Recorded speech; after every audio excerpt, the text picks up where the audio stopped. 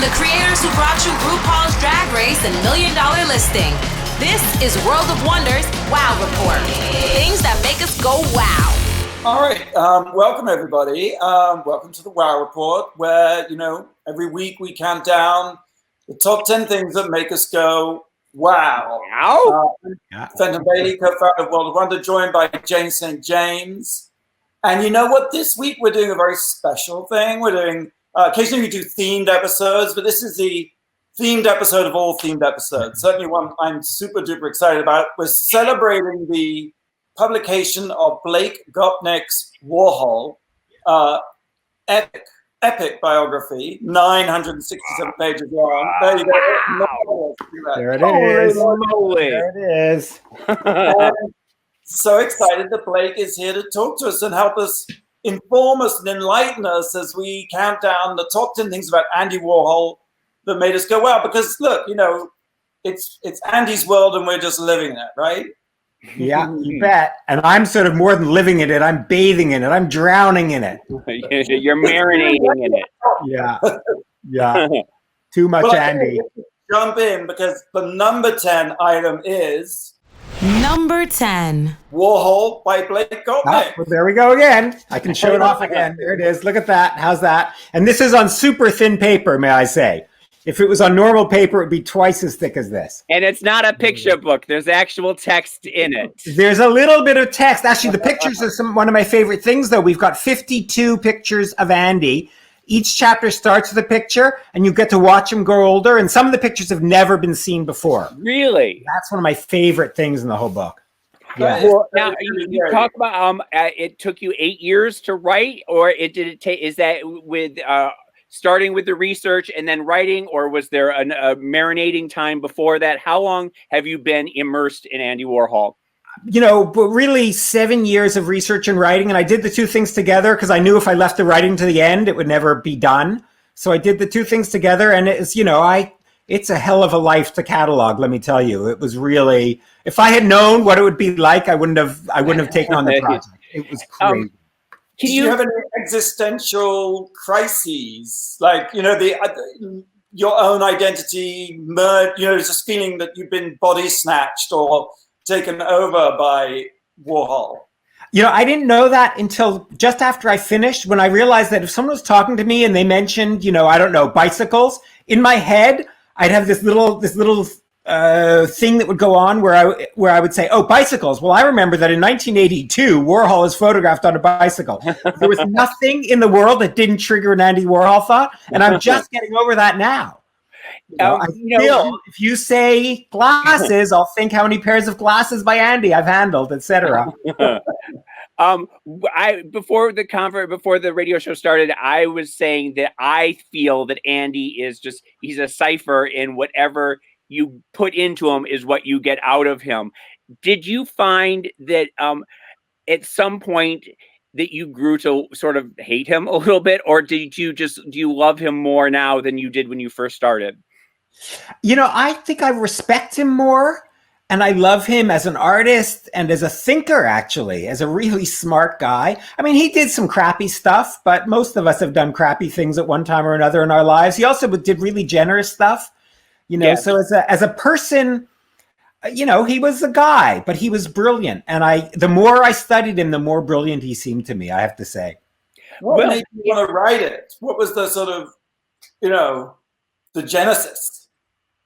It was pretty straightforward. It was pretty obvious that we needed a 900-page biography of Andy Warhol. There were so many myths floating around about Andy Warhol and so many stupid things said about his art and, all sorts of, there have been memoirs, but they're from a particular point of view. We just needed a kind of basic life of Andy Warhol. So it didn't take much imagination to realize that book needed to be written. Well, I was going to say, because, there has been like the Bob Colcello book, which is, like you said, a very specific point of view. Yeah. There has been, Andy's own, like popism in A to Z, things like that. And then there have been, a lot of artistic things. So you think that so you don't feel that there was anything that sort of encompassed everything? up until No, now. I mean, there were, just after he died, like a couple of years after he died, 3 people wrote biographies. So there are those 3 30-some-year-old biographies. The but Victor they're not. Bockris, right? There's Bockris, and then a guy called Giles wrote one too, and an art critic wrote one. But not, they were written so quickly and so soon after he died that, for instance, they didn't have access to all of his records, and that was a big deal for me. I spent weeks and weeks and weeks and weeks and weeks at the Andy Warhol Museum in their archive, and just he kept everything. He kept every bank stub, every ticket stub from the shows you went to see. So that just gave me an incredible window into every moment almost in his life. I mean, I could almost get down to the hour on some days of what he was doing when. It was amazing. It was beautiful. Did you have different titles for the book, or was it always going to be called Warhol? I had a longer title, which is actually what they used in England. They wanted a longer title, which was Andy Warhol, A Life as Art. Because I kind of like, there are all these books that are called A Life in Art. So I thought, well, he's a work of art, so I'll call it that. And then my editors here in the United States said, you don't need all that. It's just Warhol. That's all you need. He is Warhol. He's not even Andy, there he is, Warhol. And I said, yeah, you're right. I don't need anything more. I don't need more explanation than that. He's self-explanatory. Well, I love your remark about someone said, is he an artist who thought outside the box? And you said he thought outside of any artistic universe whose laws would allow boxes to exist. That's right. I think the secret to him is he just always wanted to surprise. He always wanted to be doing something more interesting and strange than anyone else could do. I mean, in that way, he's a very straightforward modern artist, except he takes it further than anyone had ever taken it, It's one thing to make, I don't know, an abstract painting that everyone says, oh my God, look at it, it's just a blue line or something. But Andy, was completely surprising at every moment of his life. I mean, he was on the Love Boat, right? Is there anything stupider? Is there anything you were not supposed to do as an artist that was be on the Love Boat? And yet there he was on the Love Boat, What's your first memory of Andy Warhol that you as a, was it Love Boat, for example? Because you're so young. So you were like, what was your first exposure? You know what? Well, my first memory of him is lasts for hours and hours and hours, because we had a print of one of the Marilyns, of the first Marilyn, on the wall of our bathroom when I was little. So I remember spending hours or however many minutes it took in those days sitting on the John looking at that and really thinking about it. Like, there's a little weird thing in her collar that always bugged me my whole life. And I only found out what it meant, what it was, when I started writing this book. So what was it? It's weird. She has a totally weird collar, but the way Andy did the picture, it looks like a little bit of abstraction by her neck. She's wearing this really weird shirt in the photograph that he used. And it's typical of Andy. Like, it's something that falls apart when you do the silk screening. It doesn't make any sense, but he preserved it. Instead of saying, oh, that doesn't make sense, you can't figure out what that is, he thought, oh, that's kind of neat, you can't figure out what that is, And it turns out I was actually at his first ever museum exhibition in Philadelphia in 1965. Wait, is that the one where Edie put down the sleeves onto the crowd? Right. Yeah. He got stuck on this staircase, him and all of his followers, and they ran up it to avoid their fans, and it turns out that it didn't lead anywhere. So they were stuck, like pursued by literally thousands of fans, and they just sat there, and people would throw up like Campbell soup cans, and he would sign them.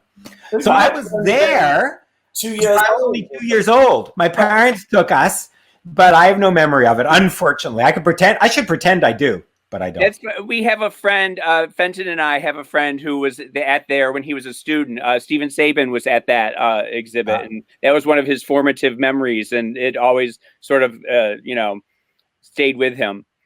I argue that's when Andy became the Andy we know.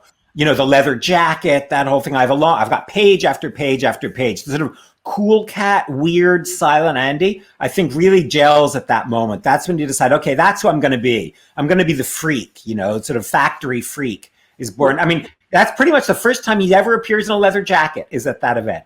That's interesting. That's fabulous. We're going to move on, but we'll stay with us time, and we'll actually be asking you all these questions. So, number 9, what did you pick for number 9, James? Number 9. I wanted to talk a little bit about the Warhol Diaries. Oh, I got him too. Yeah.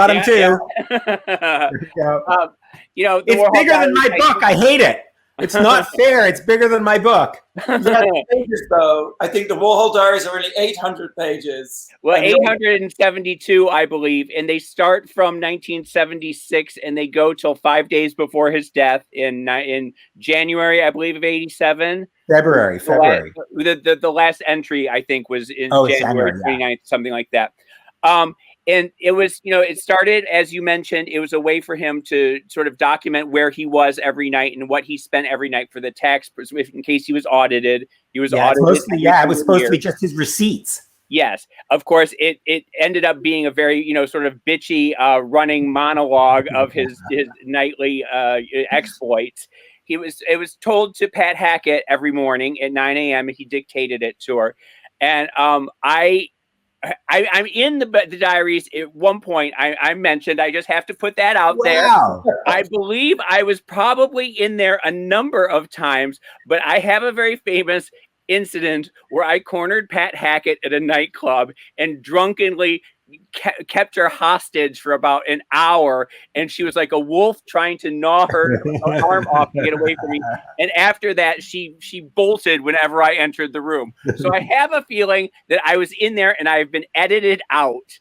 And I think, because the diaries are like 20,000 pages and only 800 of them have been published. Did you get a chance to go through all the other 19,200 pages? No, that stuff, there's some weird legal thing around all that, and I'm not completely up to speed on it, but the tapes, for instance, that it's based on won't be released to scholars for, I think, another 15 years or so. Oh, really? So, you can listen to them, but you can't quote from them, and you can't take notes, so they're kind of useless. They're fun. Is that like 50-year thing? It has to be 50 years for it to be legal or something? No, it's complicated, and no one has ever filled me in on the details. There's elaborate legal reasons, and I'm not completely clear what they are. I wonder what is in there. I mean, there's got to be some juicy stuff. That's the thing, a lot of people are dead that he would have said nasty things about, so that saves you the libel charge, I was just opening up to random pages this morning, and I got to he calls Elizabeth. He said Elizabeth Taylor. Liz was there, and she looked like a belly button. He said she said she looked like a fat Cupid doll. And then I opened up to the page where Liza and Robert De Niro bang on his door at 6 a.m. and demand all his drugs because they'd been out partying at Studio 54. And then there was another one where he's talking about how the Halston crowd, they've adopted this new accent and they all lisp and they all call each other pussycat. And he just thought that was absolutely the silliest thing ever. It's just a treasure trove whenever you open it, whatever page. Right. Yeah. But of course, we don't know. Sorry.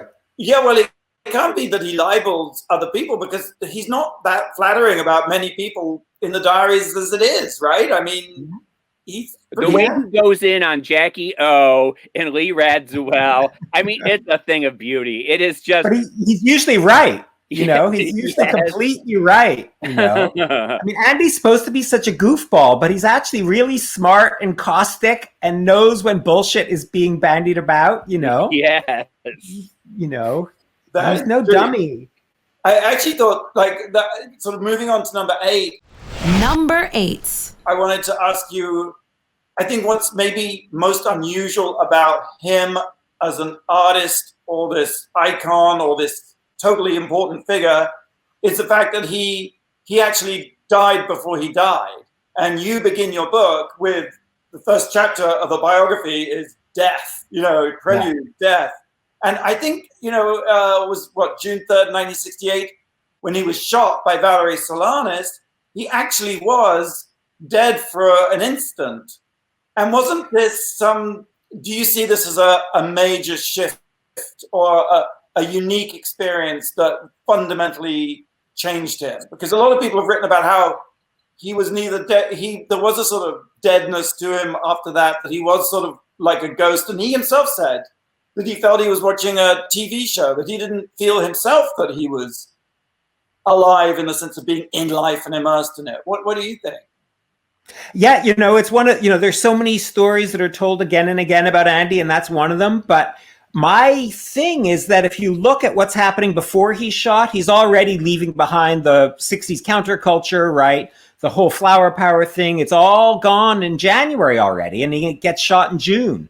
So I think he was ready to make that move already. I don't think a lot happens to Andy that he doesn't want to have happen to him. When he makes a change in his life, he got bored really quickly. Or you could phrase it another way. He realized when something got boring. And being the Andy Warhol of the 1960s, I think by 1968 was dead. That was over. He realized the 70s had to come before the 60s were over.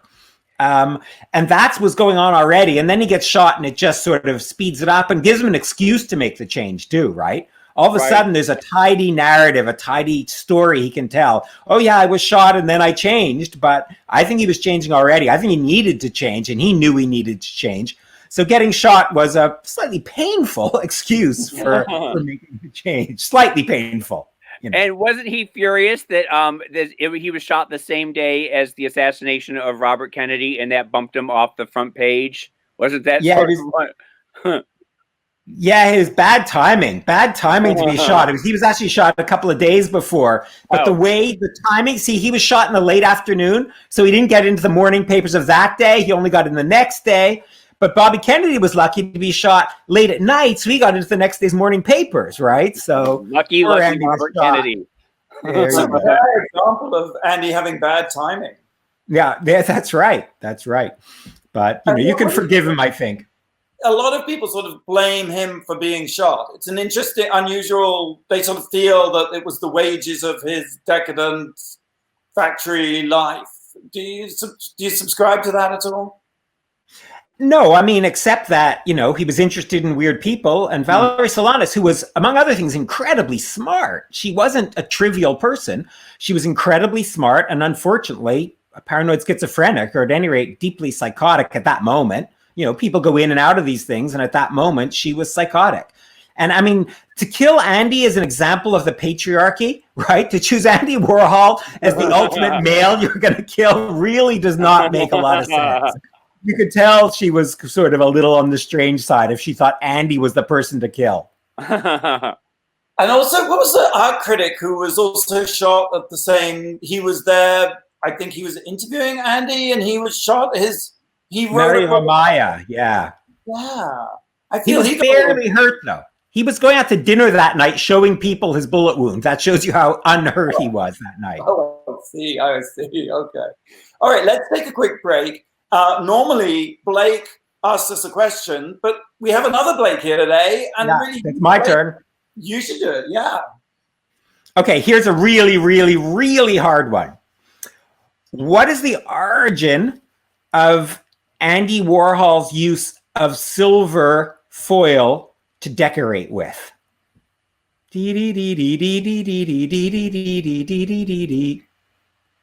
All right.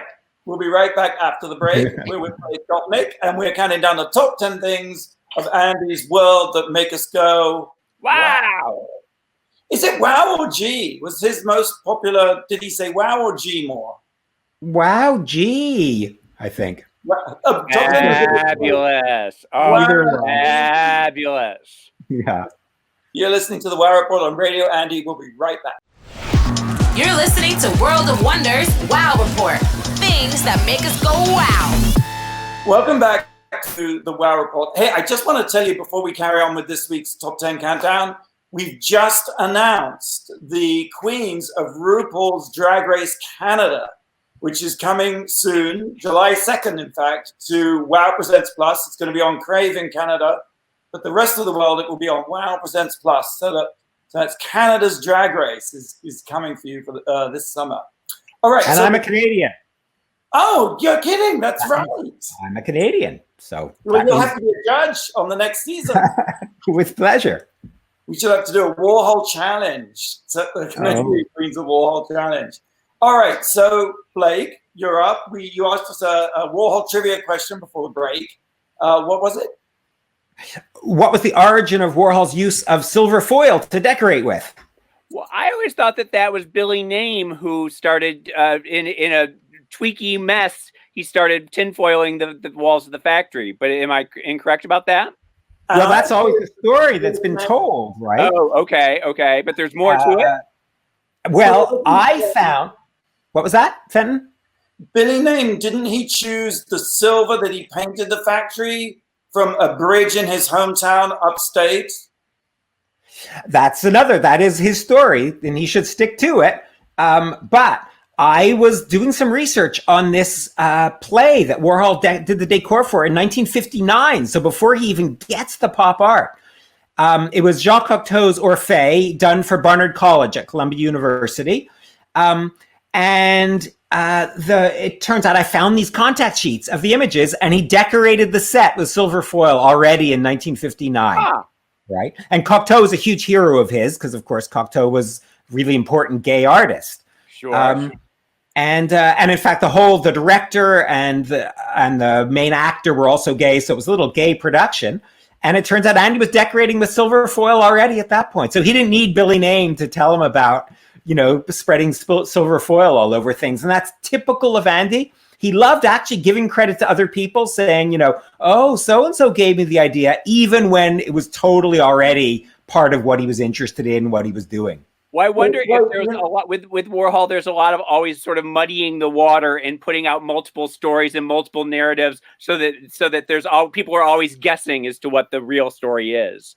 Absolutely. I mean, one of the things I like to say about my book is that it's really a non-fiction book about a fictional character called Andy Warhol, because he really is just this thing he created, and it's so hard to get at the truth. I've done my best, but a lot of the time, all you can do is say, there are the following 4 stories, and there's no way of knowing if any of them are true. Right. Well, look, and the book is absolutely fascinating, and it's so fascinating to read and learn about, other people who were silk screening and the way that so much of what he did later was anticipated earlier. And it's just fascinating to see that, because we all think, oh, suddenly it's soup cans, but actually, you unpack it and explain it, and it's just fantastic. Now, James, especially in college, all the stuff he did in college that just predicts what he ends up doing later. Right. James, what do you have at number 7? Number 7. I believe this was yours, Fenton. We were going to talk a little bit about Warhol's mother and sort of the things, how fascinating a character she was, and how fascinating it was that he kept her in his life as long as he did and lived with her and all of that. I wonder if you want to talk a little bit about that. Yeah, you bet. I think she's sort of the most underrated figure in his whole life. I mean, everyone or a lot of people know that he had this babushka mother from the old country, from Slovakia, who lived with him or in his basement, But I think that she was actually a really interesting woman, really cultured in her own weird way, a real kind of homegrown avant-gardist. And when you talk to people or you read about her, even as a kid, she was already interested in art. She was singing in choirs where only men were supposed to sing. I think she really pushed Andy to excel at being eccentric like that. I think he got that straight from her. Well, I mean, she would have to be an extraordinary woman to create, to birth such an extraordinary person. I just don't think there's any way you can get around that. And she also, there's the famous story about how Truman Capote was stalking Andy, and she was the one who sort of let Truman in and sat and gave him tea and talked to him for hours and sort of gave him access maybe a little bit, or planted the seed in Andy that Truman was somebody to know. Do you think that's true, that she had that sort of influence on Andy? She certainly had tons of influence. I mean, one of the questions everyone asks is, did she know that he was gay, right? And did she have patience with that? Because after all, in her religion, they were a strict, rather unusual denomination of Roman Catholics. Being gay was not acceptable, but I think she had figured it out. And a bunch of people I talked to, including Andy's first lover, think that she probably knew what was going on. She chose not to be explicit about it, and she was always talking about wanting to find a nice wife for Andy. But I think she knew about it and realized that he was that it made him vulnerable and that he needed protection. From an early age, he wasn't a normal tough kid from working class Pittsburgh. And I think she realized he needed to find a different way to excel if he was going to survive in Pittsburgh, you know. One of the most fascinating moments is when he's in New York and the mother comes to stay, invited or not, I'm not quite sure, but then they end up having a big fight at some point, and she went away, and did she not come back and say, I am Andy Warhol? But she claimed that she was Andy Warhol, and I just thought that's so, in a way she is, right? Yeah, it's an amazing story. It's one of those amazing stories I couldn't leave out, even though I've got no way of knowing if it was true. You know, one person tells that story, but it's too, in a way, metaphorically, it's true, whether it's literally true or not. She certainly was a force behind Andy, I think. And that's why he lived with her for 20 years, you know, 1952 to her death in the early 70s, they were living together. I thought, and I think it was very sad, right? It was a very sad end. Well, she was a very old woman, and she actually had tuberculosis. I found the hospital reports. She was very sick, and then she got dementia at the end. Andy couldn't take care of her, so he sent her back to Pittsburgh, where she was in quite a fancy nursing home for the last couple of years, and then died. That sounds quite nice. All right. Yeah, it wasn't too bad. It could have been worse. Okay, let's move on to number 6. Number 6. James, number 6. When Andy met David Beckham? Andy the sports fan. Yeah, that great moment. What? Yeah, I think you take this one, Benton, because I can't read my handwriting. I want to know all about when Andy met David Bowie, because by all accounts, this seems to be one of the most awkward encounters of two people ever. Yeah, it was in September of 1971. And David Bowie, who wasn't really quite David Bowie yet, he was still kind of a hippie, a long-haired hippie, showed up at the factory. And there's actually a video, and sometimes you can find it on YouTube before they take it down. And it's just tragic because Bowie does a really lame mime routine, you know, nothing. He's so corny. And it's just so sad to see him being kind of useless. And you can just imagine Cool Cat Andy just thinking this guy is pitiful. You know, I mean, he does this mime routine where he does this thing where he makes the heart shape as though he loves Andy. You know, and it just makes you want to just cry. It's so bad. But it must be uncomfortable doing all those auditions, you know, where it just seemed like a theater of cruelty where you're just stuck in front of something and made to just perform. You're not given any lines, you're not given any direction, and then everyone's just staring at you. I think it would be a psychological torture. And yet some people actually manage to thrive in that environment and, you know, manage to you either sink or you swim when the camera goes on and you have no direction. And you know what, in the end, that brought them together is Bowie's shoes. He was wearing these little girls' Mary Janes, these yellow Mary Janes. And Andy loved that. And I found a painting of Andy, a self-portrait, where he was nude. This is like when he was 18 years old. He painted himself nude with little girls' Mary Janes on his feet. So that brought them together. That's hot. Well, I imagine at some point, Andy must have sort of become enthralled with the person that David became, right? I mean, as the 70s progressed, did they became closer, right? Yeah, I don't know how close they became. Andy didn't really like sharing the limelight all that much. And I imagine that, I mean, I think he probably thought that Bowie had sort of was stealing from him in some way, you know, gender bending, you know. Is it true when, in that meeting, that Bowie performed his song Andy Warhol from the Hunky Dory album to Andy, and that Andy was completely nonplussed? And after he left, he was like, shouldn't I be getting royalties from this song? That sounds totally Andy. I don't know about the royalty thing, but he did like to make a profit. I can't defend him from that. He did like to make a profit. For sure. All right. Okay, let's move on to number 5. Number 5. James, I feel I'm doing all the thing here, but that's fine. I know, but this is another area of your expertise where you are obsessed with the piss paintings, and so my God, you let it flow, baby. Let the piss flow. I am obsessed because I think that they're unusual in that almost post the pre-pop period, they're the only thing that exists that's completely one of a kind. You know, every piss painting is different from another, and also I just love the idea that they're pissing on the Pollocks and the macho abstract expressionist who denied Warhol and excluded him. And this is sweet revenge. And the other thing I like about them is that in terms of the price, they seem to be less valued than maybe because who wants to put a big piss painting on your wall? I mean, they're still expensive, but they're not 30 million. They're like more like $1 million, you know? Yeah, just $1 million, you know. Let me check my pockets here and see if I have a spare million. Oh, I don't today.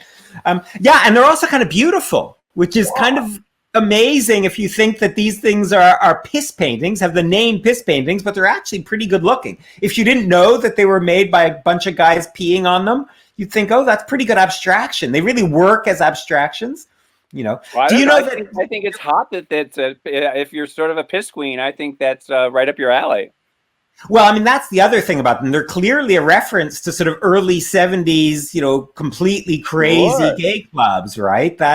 And everyone at the time must have known that, even if they didn't want to talk about it, you know, that was what they were really referring to. Places like the Anvil in New York, you know, in the Meatpacking District. Sure. That's what they were about.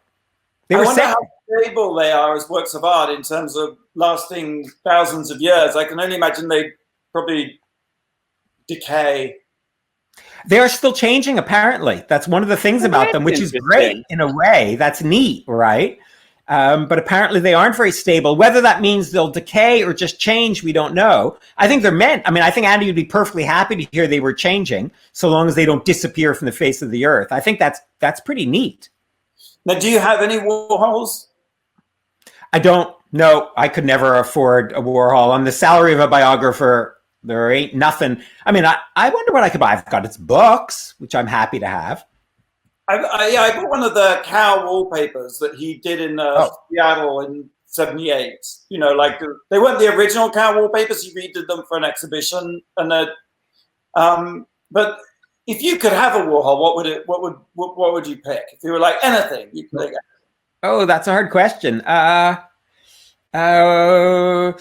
I kind of like that portrait of Basquiat done on top of his painting. I like the mix of those two. You know, it's the only one that he ever did on top. And the idea that you could tell that like Basquiat's a threat to him, right? Although apparently it was Basquiat who asked to be done on top of his painting. I was there at that opening at the Castelli Gallery. That with the boxing ad. Remember the big boxing? Of course. Yeah, I think I would get either one of the angels or the shoes. I think what some of those early ones. I love those, or the cats. Those are adorable. Cheap. You could get those pretty damn cheap, you know, because he made so many of them. What was that? What is cheap? Oh, you know, I'm so bad at the market, but I think you can get them for. I mean, it doesn't sound so cheap, but I think you can get one for maybe 10 or 20,000. Really? I don't know. There we I'm go. useless at the market. I'm useless. I try not to know about them. No, let's take a break, okay? What, Blake, have you got a question for us to test our... This is an easier one that you might just be able to get, and that is, do you know what the last movie that Warhol himself directed all by himself? So his last real movie? Oh. All right, you're listening to Wow Report on Radio Andy. We'll be right back after the break. You're listening to World of Wonders Wow Report. Things that make us go wow. All right, welcome back to the Wow Report. I'm Fenton. I'm here with James St. James and Blake Jacobs, our producer, and Blake Gopnik, author of Warhol. The New York Times calls it the first true doorstop biography. It's pretty great, right? Because it's a massive. If nothing else, even if you don't want to read it, it's really good. You know, if you've got a door that keeps blowing shut, you can just use this. You know, that's why I wrote it. Echo Books, right, which is an imprint of HarperCollins. Is that right? Yeah, that's right. And you asked me a question before the break. I did. I asked, what was the last movie that Andy himself directed? Because after, you know, in the 70s, he was a producer of movies that were directed by Paul Morrissey, which I don't think are really Andy's works of art. Right. But so it's not Frankenstein or any of those. No, those were all directed by Paul Morrissey, produced by Andy Warhol. I'm going to say the one he directed was fleet. I mean, it's so early on, but maybe it's the only one he directed. No, he did. He did 500 movies in the 60s. Something like 400 or 500 movies. I'm going to say, what was the Maria Montez one? What was the No, that's in 1965. This is actually after he gets shot, just after he's just come back, and because I'm allowed to use bad words, it was called Fuck. Oh.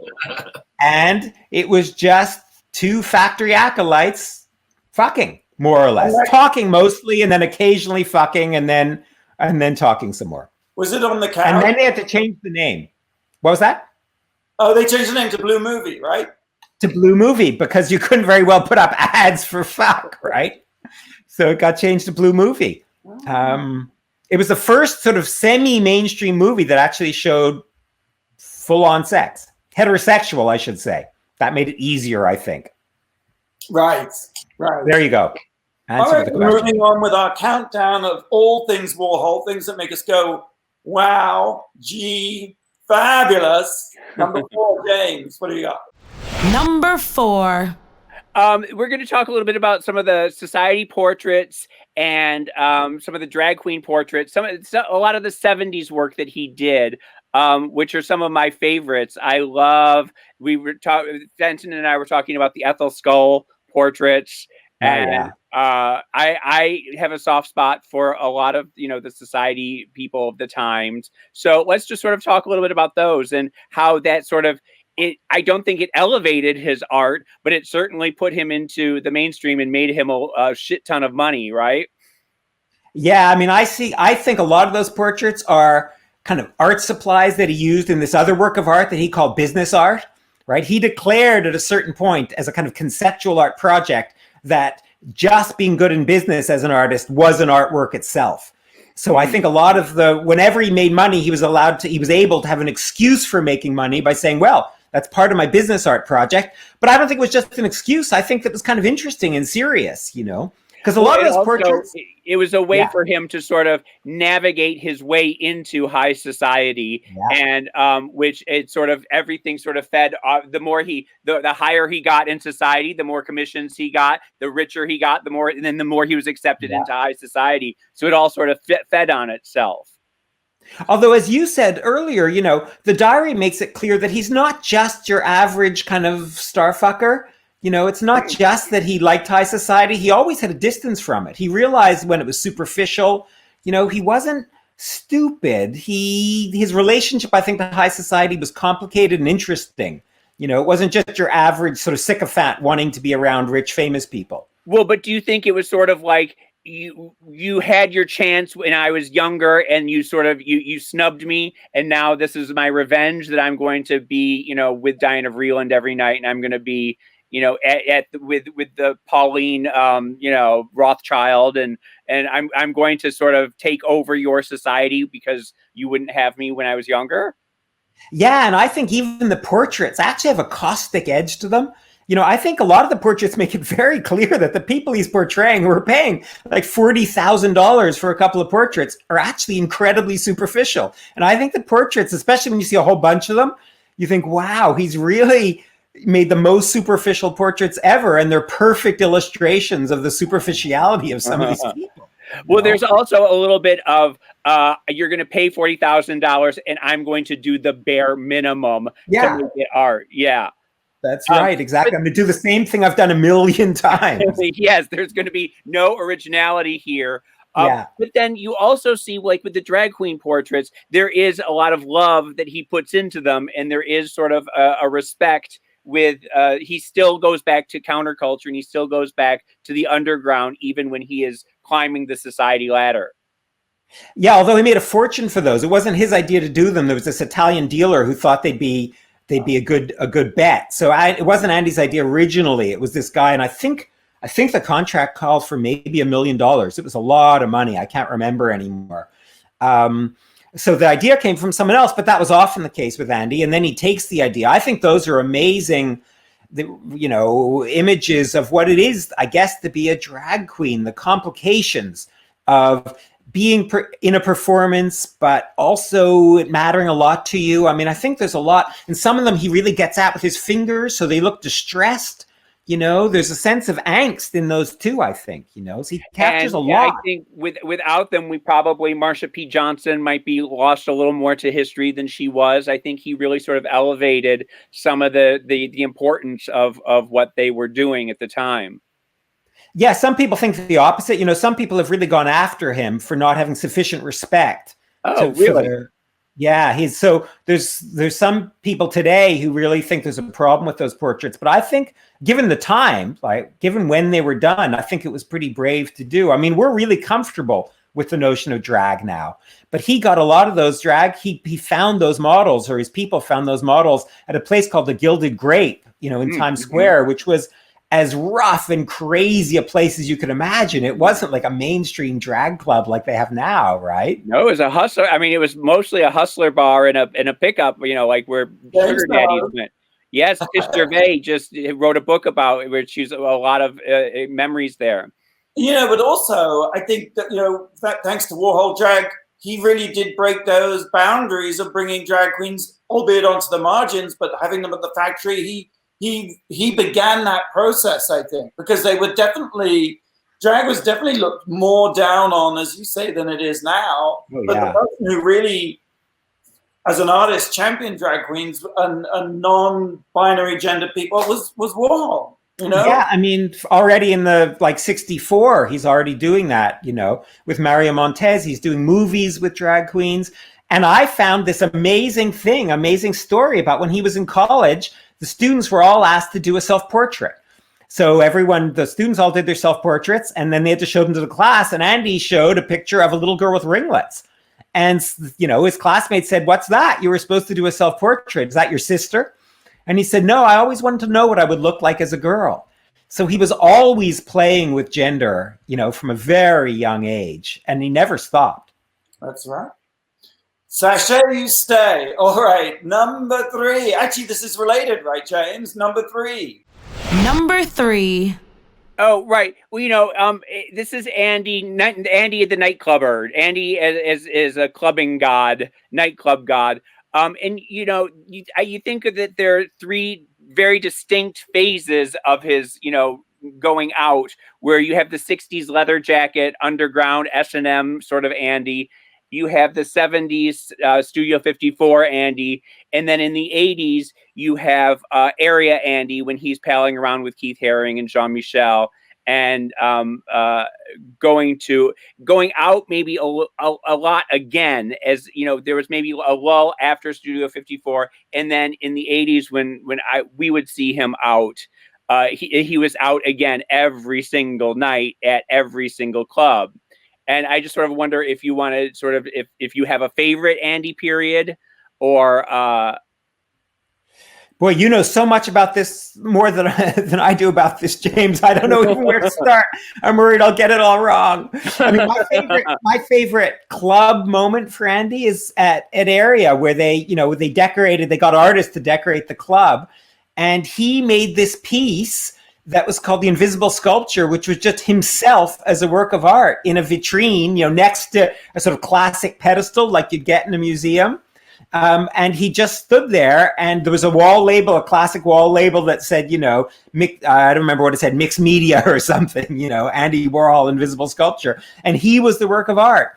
And when someone asked him about it, he said, "I've been working on this work of art for 20 years.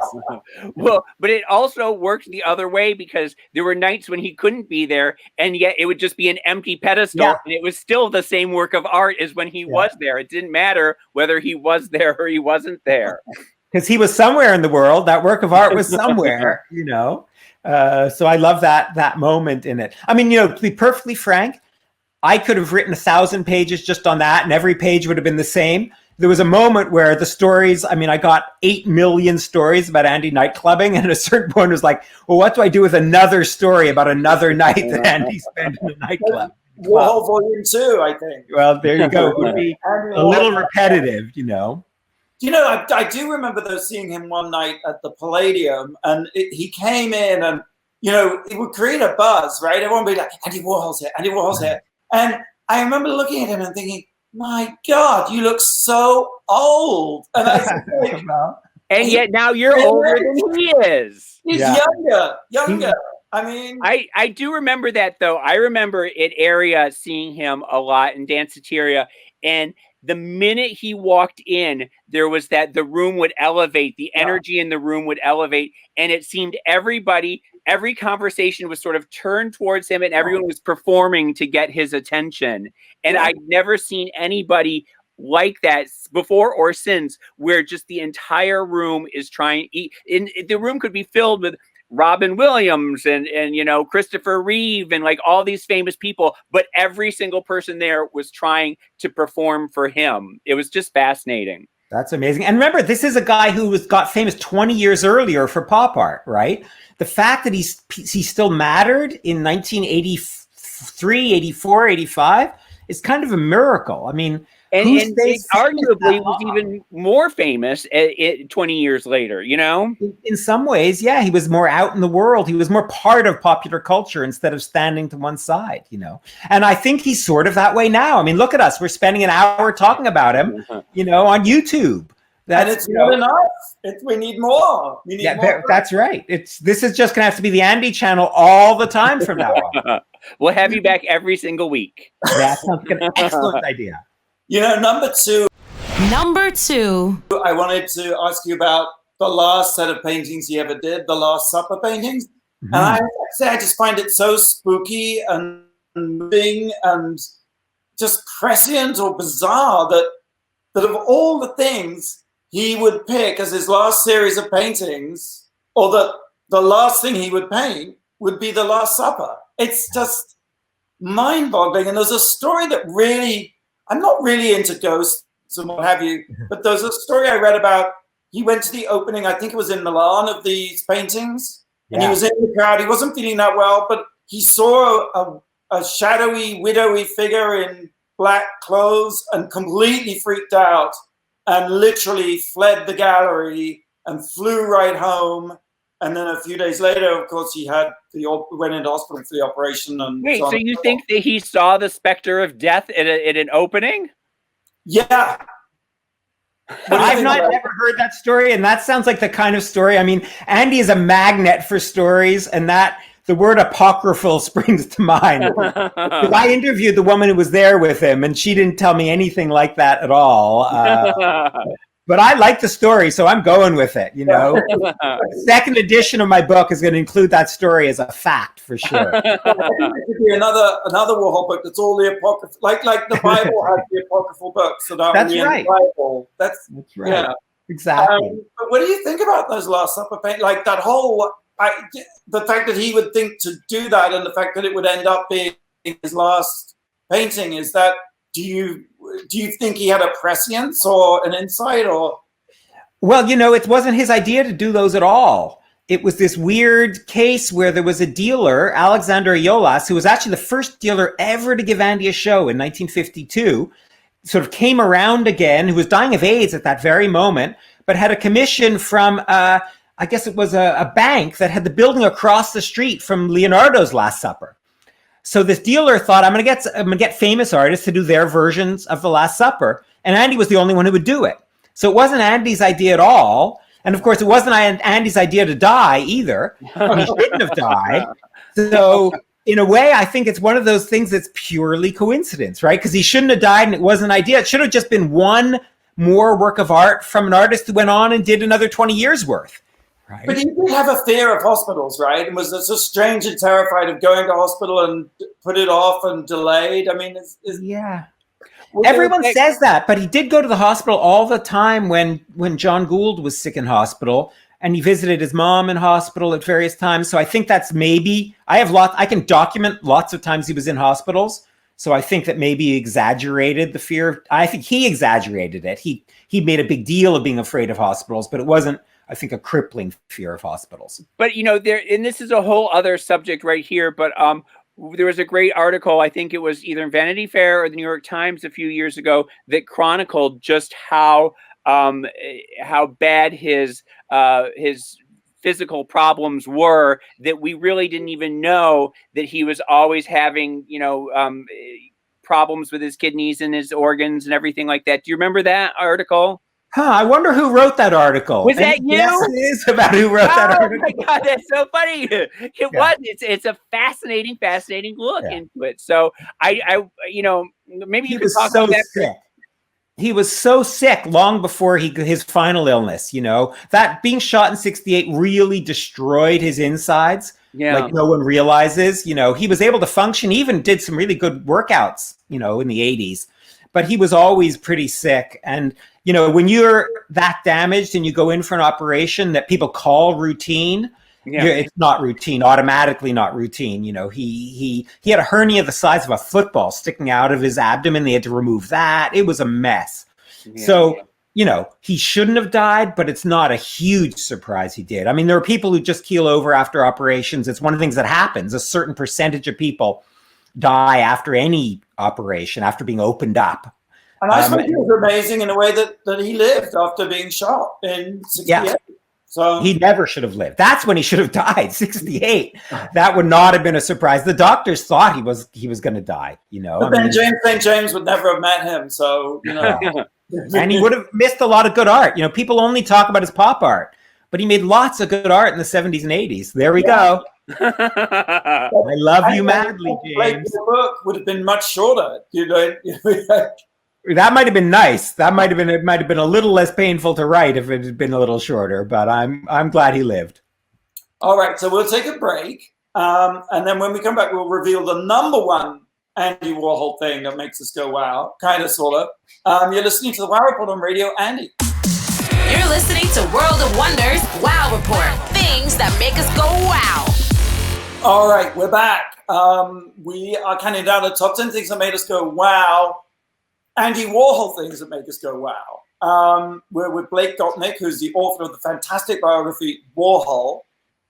And what have we got? What's the number one thing, James? I have to say before you say it, it was a brilliant idea of yours to come up with this.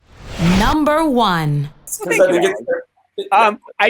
Number one, I often think, where would Andy be now? What would he be doing? And how would he still be as relevant, or would cancel culture have gotten to him at some point? Well, cancel culture would have gotten to him because he did a lot of things that you can no longer do in our Me Too age, right? Right. I mean, he was definitely did not live by today's morals. He lived by the morals of his own time. The problem with answering the question, what would Andy be doing today? Where would Andy be?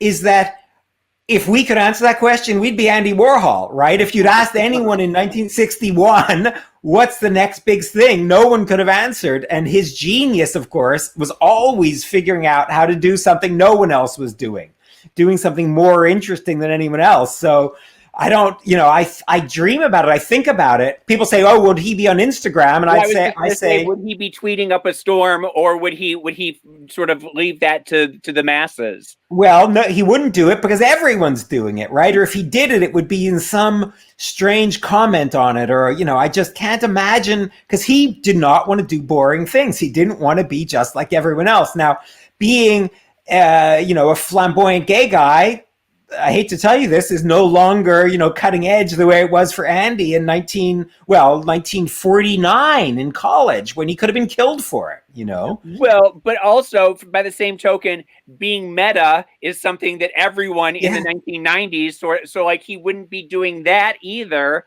So would he just be a simple old man living in in his castle high on the hill, or? Maybe he'd be a serious intellectual. There's a radical idea, right? Maybe he'd actually let his brain show and go off somewhere and become a sober, serious thinker about the state of the world. Maybe he'd become a poet. I could imagine him being a really good poet. We don't have any example of it, but this is my little imagination. Writing really profound poetry, like haikus, like doing sort of very highbrow haiku type things. But deep. In the Bob Colacello book, there's a funny moment where Bob Colacello is like putting together Interview magazine and shows it to Andy, and I think like one of the things was a poem, and Andy just flicked through the magazine and then just said, no more poems. Yeah, that's right. And he was totally right. This is the very early days. This is like 1969. And he was totally right. They had to leave the 60s behind, you know. Poetry was the 60s thing, and you wanted to leave that behind. And So I have something else. You know, there's a earth cam pointed at his grave. You know, these on the internet, earth cams are all over the world. Statue of Liberty. But there's one pointed at Andy Warhol's grave. And someone told me the story that the reason why there's an earth cam at Andy Warhol's grave is that the guy who came up with earth cam met Andy Warhol, and that Andy Warhol told him that's what he should do, gave him the idea for earth cam. Again, it's one of those stories I haven't heard, but I probably have only heard 1/1000th of all the possible stories about Andy Warhol, and some of them may even be true. Who knows? You know, if they go back into the tapes of that earth cam pointing at Andy's grave, somewhere in there is me burying something under the headstone when I first began my project, and I won't tell anyone what it was. But I went and visited the grave very early on in my project and buried a little something that Andy might want under the headstone. Well, so now no one should go and dig up under that headstone. Now I'm worried. I do, you know, sort of a part two to the question of what he would be doing is, do you think that there is anybody today who has taken on the mantle of Andy Warhol? Somebody, is there the son of Andy Warhol, you know, out there that is doing the same types of things and has the same place in our culture that Andy had? You know, there are people doing the same kind of thing. I think Damien Hirst is a really good example. People like to shit on Damien, but he's done some really weird stuff, like the way he intersects with society, the way he intersects with money. Not so much the shark in the tank, but like when he has an auction of his own work, which is kind of a performance as well. That stuff is very Andy. But of course, it's Andy because it's kind of copying Andy, right? I mean, it's not exactly the same, but it's, you know, it clearly follows in the footsteps rather than being Andy, having the place in the culture that Andy has. And no one's got that. Nobody has that intersection of high and low and, you know, entertainment and art and society and everything. Right? Or even just greatness. Like what artist from today, could even an art critic like me say, oh yeah, there's someone, a giant in the making. And there haven't been any giants in art, even though there's some artists I really like. There hasn't been a giant in art for a long time now. And maybe that's just where the culture is. I don't know what the answer is. And maybe there is one and I just, you know, who's 18 and in 2 years, everyone will be raving. But there hasn't been anyone like Andy, as great as Andy for a very long time now. What do you think of Banksy? Sorry, I couldn't hear you. Have to speak louder. No, I'm joking. I'm not a big Banksy fan. Okay. He's fine, but he's not a major, you know, he does cute stuff and I'm happy with that. He's perfectly good, but he ain't revolutionizing the very nature of art, which is what Andy did. You know, it takes more than just making cute things you stick on a wall. And on that note, I can't thank you enough for joining us. This has been absolutely my favorite episode, and for teaching us so much about Andy Warhol, and congratulations on the amazing book. So Blake, what's next for you? Well, actually tonight at 7:00, I'm going to be doing a virtual book talk, my first virtual book talk for the Andy Warhol Museum, actually in Pittsburgh. You have to go to their website to get registered for it, but it's free. That's at 7 Eastern time. And then when it's over at 7:45, I'm going to be doing a Q&A on Twitter, my first Twitter Q&A about Warhol. So anyone who wants to ask a question, no matter how tough, I'm going to try to answer them. It's kind of exciting. It's my first virtual appearance, so I'm gonna enjoy that. Well, good luck with that. You'll ace it. Thank you. All right. Well, that's all from the Wow Report this week. There's an all-new season of RuPaul's Drag Race All-Star premieres on June 5th on VH1. Also, we all have to stay at home for like the 70,000th day in a row. So what you should be doing is watching Wow Presents Plus and our special Stay the Fuck Home programming. You just go to wowpresentsplus.com. It's $3.99 a month, which is less than the price of a latte that you cannot now buy at Starbucks. So, yeah, what are you waiting for? Same time, same place next week. In the meantime, don't go out. Stay home and do something that makes the world go Wow.